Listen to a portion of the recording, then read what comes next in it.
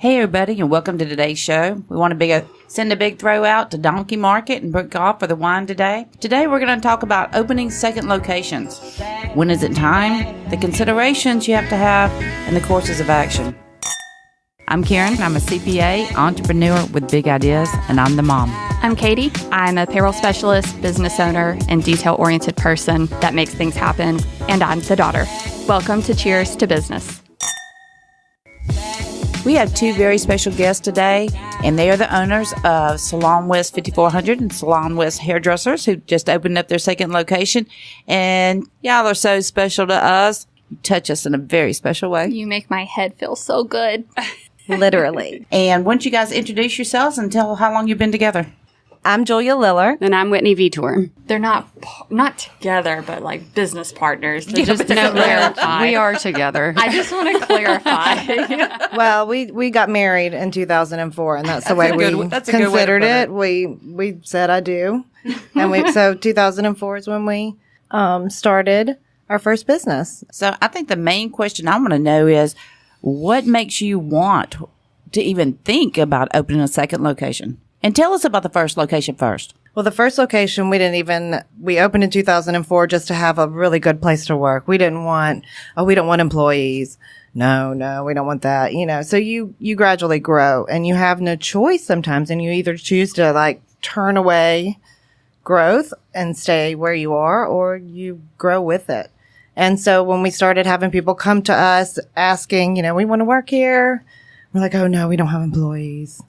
But then, then you're like, okay, well, maybe I'd like a maternity leave. Maybe, we'll start having some people come in. So we grew that way. And then we outgrew our space. And then it becomes like the venue. Okay. So we outgrow the space. We don't really like it. We want something better. And you grow from there. When did you move to your current location now, the first one? 2007.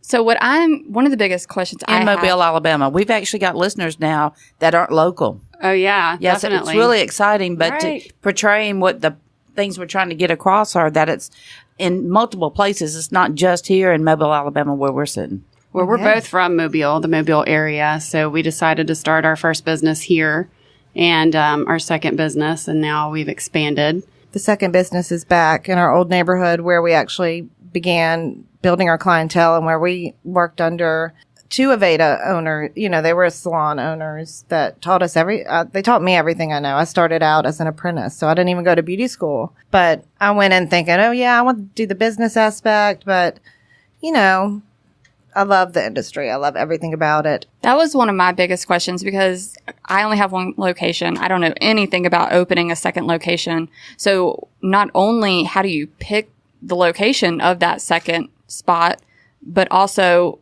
the motivation going into that. Like, when did you guys know, okay, we need to look into getting a second location? The first part of that, let me cut in real quick, and I'm sorry, but, how do you know the market's going to be there as far as picking a location? You have to have faith in your business and have success in your past to know that you can reproduce that and to multiply. What about research?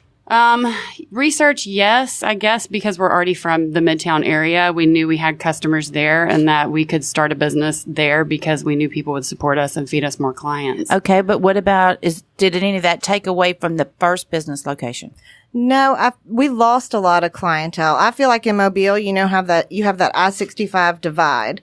If you're in West Mobile, you're not going to really go past 65, really, no matter what. We're kind of neighborhood city. So I know when we were in Midtown, which is where we started, we had tons of clientele. We lived over there. That's where we got our start. And we worked at Attitudes and Company. We worked from Upham Street. She worked at Four Locks, Estetica. That was our place. That's where we were born, kind of. But so when we moved west to expand and to have that roadside location, we really did it for the building over there. And we got married. We moved that way. We lost a lot of people because they're not going to drive that past 65 and vice versa. People in West don't always go to Midtown. All right. So you went out there, created a new clientele, and now we're opening it back home, getting back the first one. I would honestly say, though, that I've retained the majority of my guests that I've had for my entire career. That's sweet. I like how you call call them guests. Definitely. That's what we refer to them, because calling them clients just is so impersonal, really. And they're more like family than anything. So. Interesting. I like that. I do like that. We have a structured mission statement. We have, we always go back to respect.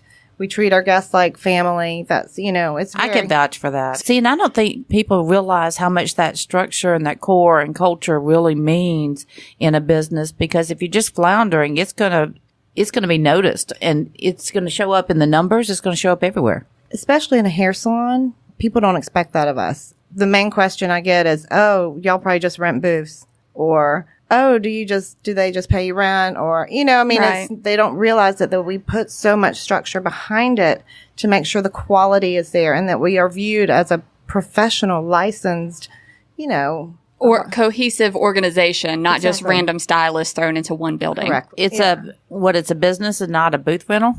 Right. You're not a flea market? No. What? Exactly. No, we're a team and a family in the salon, and that's what we pull into the salon for our business too. It's a reflection of what we do.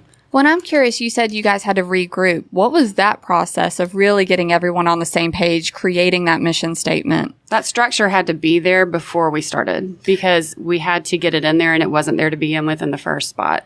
Well, y'all ask, when do you know you're ready? Okay, so in 2014, we were busting at the seams. We had so many stylists, and so stylists were coming in, and we're like, well, we don't have room for growth. We're not going to take on somebody that we can't know that you're going to find growth with us. So at that point, we're like, okay, we're ready to open. So we brought in counsel, and our Aveda brand provides us with so many resources for that counsel. And they told us straight up, you guys aren't ready to have a second location. You are not ready. You don't have a structured policy procedure manual. You're paying too much in payroll. You're way overpaying your budget's out of whack. So we go into restructuring. We take everybody to a W-2 employee, because again, you have that issue with hairdressers that don't pay their taxes. Right. Because if we you're know. an independent contractor or if you are a booth renter, they're probably not paying their taxes. And Right. so we took that on, because it is something that you take on. It's not for free. Everybody's like, oh, you took half my money. No, the government did, but that provides. We've had those conversations a few times. Yeah, it provides stability. They can go out, buy a house, a car, but in that process of change, you have people who don't want the change, and you do lose. So we had our walkout. We had our first walkout, and we had to restructure. Was it like an arrow through the heart? It hurt. Yeah, it was crazy. Yeah. But don't you realize sometimes when those things happen, that in the long run, they happen for a reason, I think for both parties. Well, we wouldn't be where we are right now if that hadn't happened. See, that's what I mean. That's the I think it's great. restructure. That's the, and now it took us about 9 months to rebuild a team to where then we started to outgrow again. I actually asked a couple of people back at our office. I said, somebody opening up a second location, what are your questions? I said, shoot me through an email. And one of them came back, and I remember when we opened Payroll Vault, and all of a sudden wasn't in an actual separate location, but it was something different, and it took the limelight off the existing. Mm-hmm. If your employees feel unappreciated, then it can deeply impact success. How do you plan to build success at the new location without making your first location employees feel slighted? I.e., the limelight tends to shine only on the second location, while your meat and potatoes crew may tend to feel like they are the workhorses. And we are dealing with that, actually, because before we opened the second location, we wanted to go through, we did a complete remodel in our first one. We, at that time, had to negotiate a lease, so we negotiated new flooring, new Our awnings. council actually told us, whenever they came in, that you take care of everything here first before you expand. So that was one of the things that we were told about. That's great advice. Yeah. And so we put so much into it. And now that we've done this still, we're looking at this location and saying, now what do we got to do again? Because I feel like we've outdone ourselves with this one. So we will turn around and work on this one next. Well, and it's not only that, we've split our time. Basically, we are at each location equal parts, where the other staff kind of has a set team and they don't move. But Whitney and I, every other day, we're at the different location. So she's there on Tuesday, I'm at West.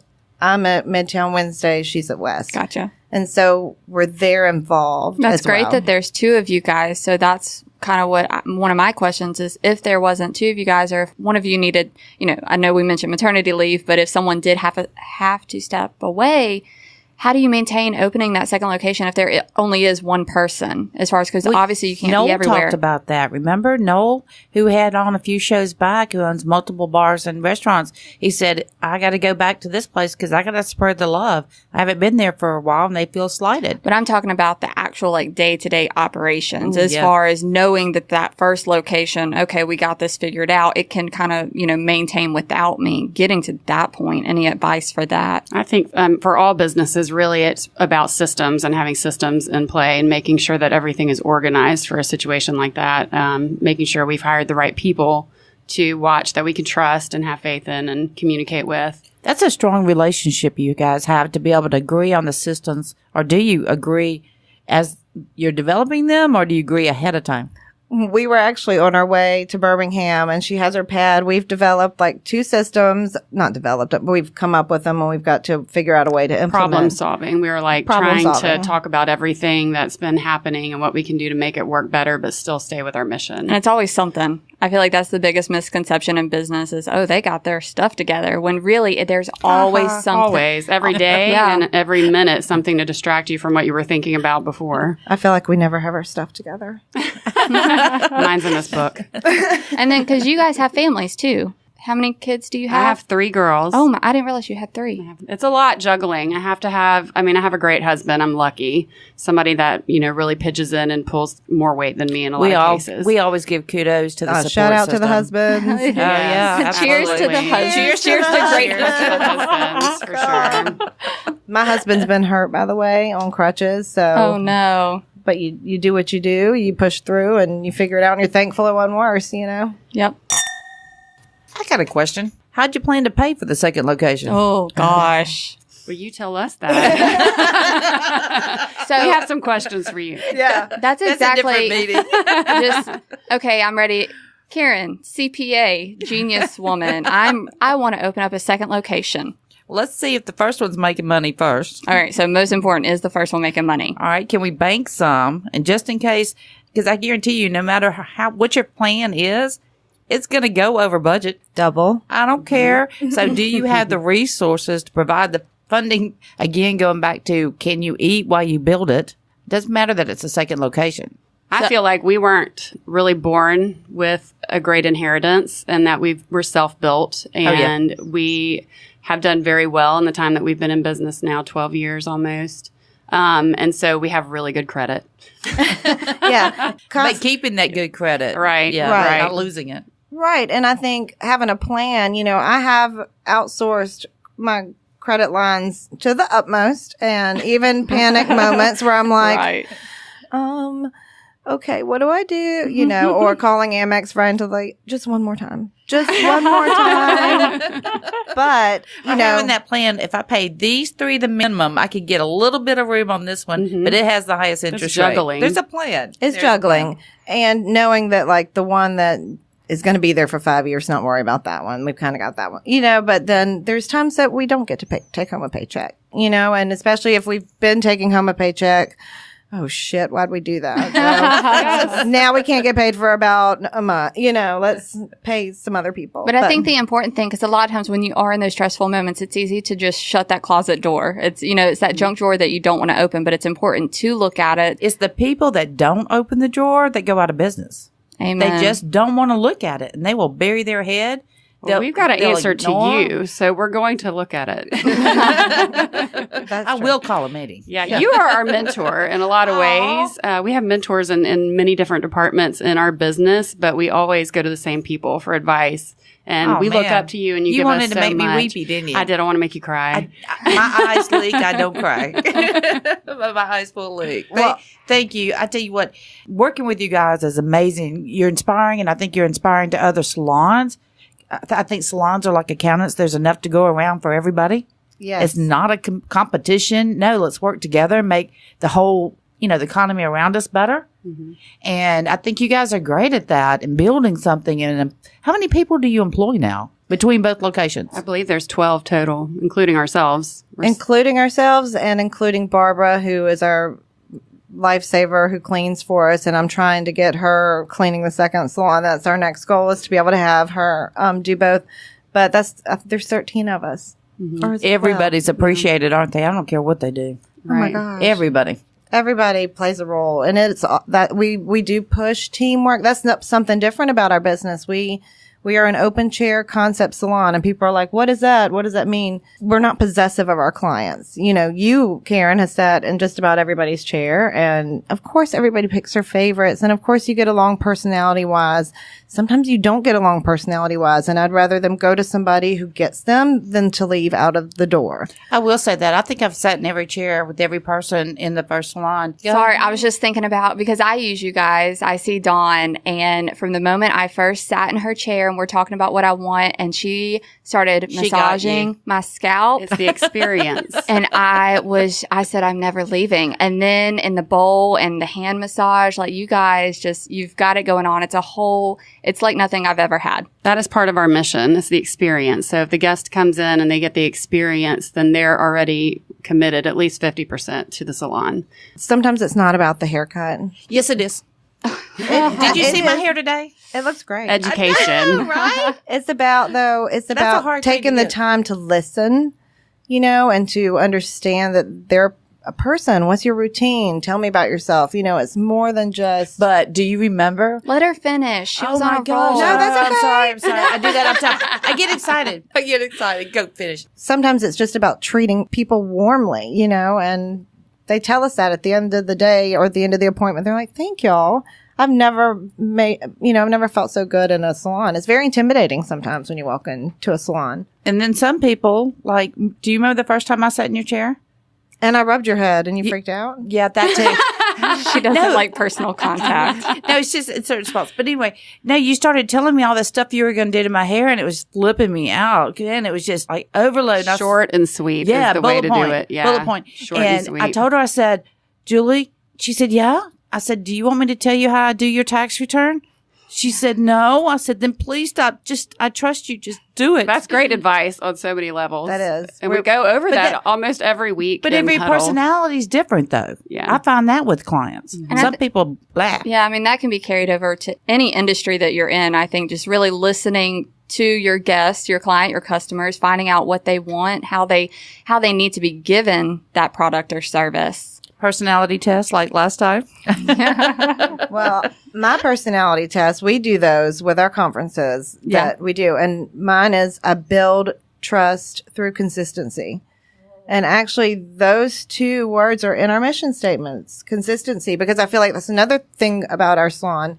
You may not get the same haircut, but you are going to get the same experience. True. And experience is easy to make consistent, but personalities of hairdressers change what they find important in hair and what their style is. And that way they can be an artist and they have the creative freedom to specialize in what they love doing. So your experience is different in each chair, but in the salon, your experience is always consistent. So that was just beautiful. It was. But I trust you that much. I just knew that trust was there. I was good. We love our husband. No shade at the men, but there is just something about a woman and her hairstylist. There is just a bond. That is a welcome zone and a non-judgment zone. I'm sorry. Okay, then no gender. There is a special relationship between a person and their hairstylist. It's just unbreakable, and there's that connection, and they have to get each other and click. And that is because of touch. It's one of the very few careers and one of the very few occupations where you touch people. It's chemistry. It is. What is it? Pheromones and oxytocin, I believe your body produces with touch. It's actually been proven. Yeah, my industry is the complete opposite. And men, by the way, are some of the most loyal guests that we have because they're already kind of awkward anyway. So when they can sit down and they get the head rub or a hot towel, they're blown away. And that's all they don't even care what their hair looks like. They never get pampered. And they don't want to tell you what to do. They really sit down to know. And so if they like it, they know they're never going to have to tell you what to do.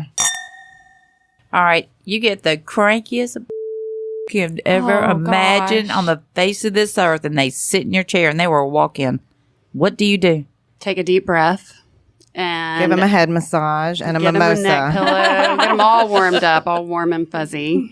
And then you ask them, tell me what you liked about your last haircut and tell me what you did not like about your last haircut. And how'd you find us? Like, why are you here? And then listen. talk to them a little bit. I do the You same got to build a thing. relationship. If we get someone who calls in randomly interested in a payroll service, the first thing I ask them is, what don't you like about your current provider, or what would you change? And that tells me so much that I need to know. No, I do the same thing. I mean, you have to gauge that person first to see where they are, because when they walk through the door, you haven't had a chance to piss them off yet. Right. So they're upset about something. And we've had guests that have come in enraged about an experience they had somewhere else, sat down with preconceived notions. It all melted away, and they've been with us over a decade. So, I mean, we can name quite a few that are still with us and still loyal. So you win them over, and the hard shell comes off. I think this happened with us, didn't it? You guys were mad at your other accountant. Right. Yeah, this was another point of our growth where We were naive in that situation and have learned a lot since. and we really didn't know. Looking at it now, hindsight is 2020. We were naive. We had, I would say, I don't know if I should use the word egos. It was a business deal we were thinking about making, and it kind of got done by somebody else before we could get involved. And that made us feel like we had been betrayed, and maybe there was something. Because they knew about it. It was They someone- knew it was something on our radar. It was a previous accountant's family member. But ironically, it turned out to be who our landlord is now, and they're fabulous. And we they're the love best them. landlords we've ever had. Everything happens for a reason. Yeah, it's not who we thought it was. It was not how we thought it happened. We jumped the gun, we assumed. But at the same time, it was a little weird. So it was better for us as a conflict of interest to get out of that situation. And thank God, because we found you. And our business has never flourished as much as it has, because I understand things now that you can explain to me that these other people didn't take the time or even give it to me in layman's terms. I'm a hairdresser. But it's not about me. It's about, and that's what you've done with Avita. And I hope you share this with all your Avita family so they can share it. But It's a Veda. we can cut that part, right? Avita. But it's not just about, it's about opening yourself to know that you want something else and better, and being able to listen to other people. That's totally, make it about that other person. Take the credit for being able to listen. You've listened to Avita and people that have already been through stuff. Right. We get a lot of knowledge from other people. It's easier to learn that way, and we're too old to mess around. I hear you. Well, this is the thing. I always say I want people on my team and behind me that know more than I do, because I don't know anything about accounting. In fact, your team's so awesome. They were asking me for passcodes and all this stuff, and I'm like, I don't even know where to begin. I'm like, I guess I can go change. I was like, do you have the option to change the passcode? Because I don't know that one. Never will. I mean, there's no way to find it. And they're like, you know what? We're going to take care of it. But that's what you do at your salon. Make it happen. So I really want to circle back. So our main thing was second location. So give me bullet points. If someone is going to open a second location, what would you tell them? I'd say definitely review your numbers and see if your advisors suggest that this would be a good idea for you. I know we were maxed out in the hours that we were willing to work and have our business open. And so we were doing very well financially and had the extra income to make the decision to do it. It took a lot longer than we expected, which turned out to be a blessing, and made it to where we were able to pay things off as we spent them. And it's different for everybody. Definitely, if you're rich and you have a lot of money in your pocket, go ahead and do it. But make sure your systems are laid out, your protocol, your handbook, everything for your business before you jump, because it'll be a hot mess. The bigger you get, the bigger the mess. Yes. Okay. So the staffing, I wanted to hit on the staffing, because we've been working on this project since the beginning of 2017. Not only did we go in and had a lease and everything at a venue that we had decided on, it fell through. So that was 4 to 6 months of wasted time, we felt, and a little bit of wasted money. We had to start over. And We were learning patience. Yes, That we were was not learning wasted. patience. But at that same time, just when I think that I'm going to be open in April, if you guys knew how much my staff had changed from April until this point when we opened, and how many different plans I had. Okay, I'm going to send this person here and I'm going to have this person here. You know, we've lost a person, we've gained people, we've lost many people, we've gained people. So the timing is really, things happen the way they're supposed to. And I'm thankful that we did have all the time. If we weren't ready back in that time, and the cost of the build out pretty much doubled, which was not expected.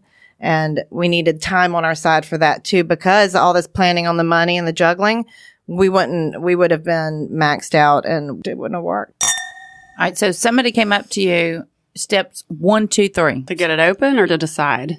To decide. To decide. Okay, decide. First off, do you want to do this together? Will you marry me? Again. You Also, renewed your vow. do something within 5 minutes. You know, Yeah. that 5 seconds, rule. 5-second rule. Do something, whether it's make a phone call, make an appointment to go see a building, you know, something, do something, because if you keep talking about it, you're going to keep talking about it. We have a really good team, because even just the team between she and I'm very impulsive. She's kind of impulsive too, but as soon as I want to do something, she pulls me back and explains to me ABC, why we should or should not do it. Let's think about it. And then if I really want to do it, then I'm going to argue my point too. So we talk about everything. And so definitely, you know, get your plan straight. Be on the same page before you do it. Answer those questions. But you have to have the jump, but you also have to have okay, well, let's step back and think for just a second. But if you do one thing, it doesn't have to be a major thing. It can be a phone call. And just to go look at a building, there's no commitment, there's no promise, you know. Just those baby steps. It starts the dream, the it seed, gets the excitement there. And the vision. You said hindsight earlier. So looking back in hindsight now, what would you have done differently? Oh my goodness. like we have a really great attorney counsel right now that I can call up for just about anything. And I did not invest in that or do the research or find somebody that, you know, just help me from the very beginning, because I feel like a lot of mistakes were made. That was a lot of counsel we could have used up front that we were just kind of like, we know a lot. We'll just jump with what we have. And Hey, somebody look at this lease for me. yeah. We're artists. I mean, we're not business people. We are entrepreneurs, but I wouldn't say that's in our nature. We're more technicians. We're learning to be more business people. Yeah. There definitely. there are business conferences that we go to every year for creatives, as we call ourselves, that specifically is for our industry, and it's serious business. Which you guys should come with us one day. We would love to have y'all there. Oh, I'd love to go. Y'all would enjoy it. It's amazing, and it's creative and fun. And hair shows like we did last night are there for the party time. And Awesome. I can just sit around and talk to people and they can fix my hair. Heck yes. Katie, any other questions? I think that's it. So let's say somebody wants to come see you at either location. Where are you guys? we have our location at 5400 Cottage Hill Road, and that is how we got our name, Salon West 5400. The number is 662-8370 and area code 251. And we just opened the Midtown location. It's really close to Dewdrop Inn, McGill High School. And that is 1751 Old Shell Road, Suite A. And the number is 378-8665, area code 251. And people can make appointments online because that's what, right? For some of our stylists, Okay. you can. Like Whitney and I, you're going to have to probably go to call. We go back and forth. I love getting a text message reminder. Yes. I Yes. love that. And that is another part of growing pains with the business. We have our computer system set up really great at 5400. We're still working to get that system set up at the other one. However, our demand for us, we can personally communicate with you to get you that text message. So, And what's the website? west5400.com. Cool. And we're All on Facebook, Instagram, Yeah. Pinterest. I was going to say too, Facebook, check out Donkey Market. That's DOMKE for all your wine needs. So go get your hair done and grab a glass of wine and have a great night. We want to thank you guys so much for being here today. It was exciting. Julie, Whitney, thank you guys so much. Thank you so much. It was our pleasure. Y'all, thank you so much for listening and being here with us today. I'm Karen. I'm Katie. Please be sure to subscribe to Cheers to Business podcast on iTunes or anywhere else that you get your podcast. Visit our Facebook and be sure to give us a like. And if you have any questions or topics you'd like us to discuss, shoot us an email from the website cheerstobusiness.com.